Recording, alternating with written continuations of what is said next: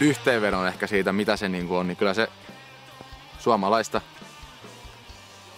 kansallisromanttista mytologiaa, suomalaiseen mytologiaan pohjautuvaa musiikkia.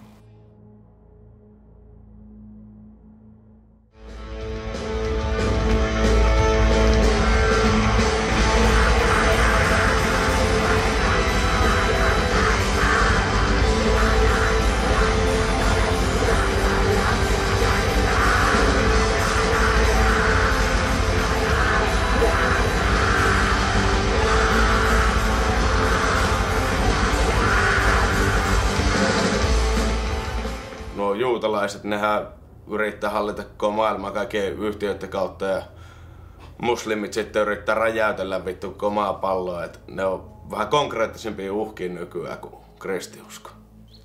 No totta kai siis aina on paikkansa sillekin taistelulle sitä vastaan.